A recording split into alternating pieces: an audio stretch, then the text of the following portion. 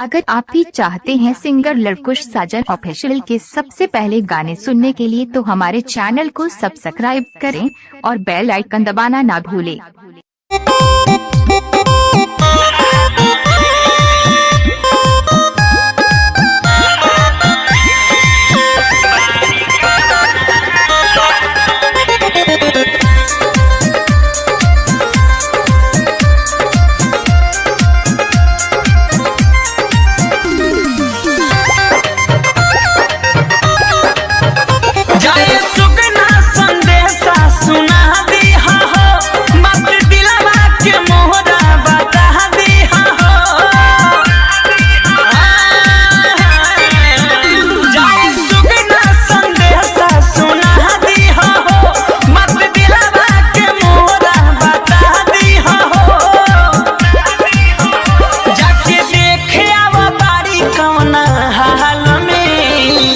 जा जा जा जा जाए सुगना चुमाली हो उनका गाल में मोरा सनम के लिए अब खबरिया बारी का बना हाल में।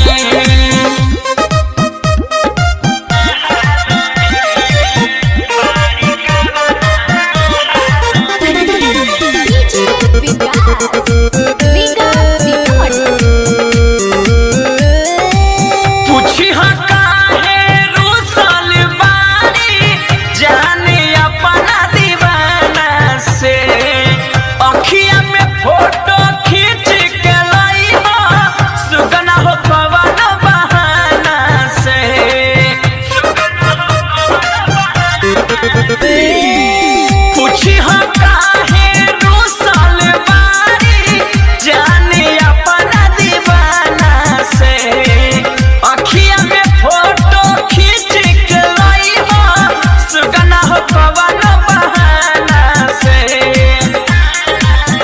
हाली हाली तू जाते जी चालो में जा जा जा जा जाए सुगना चुमा मोरा सनम के लिए अब खबरिया बारी का बना हाल में।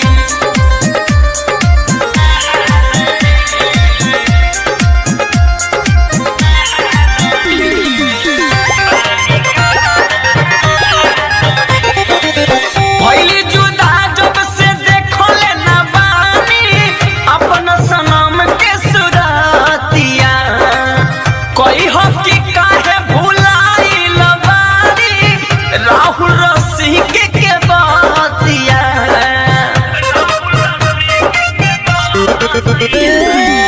भइली जुदा जब से देखो ले ना बानी अपना सनम के सुरतिया कोई हो कि काहे भुलाइल बारी राहुल रसी के बातिया। दिहल शशि के गुलाब खुशी हो बा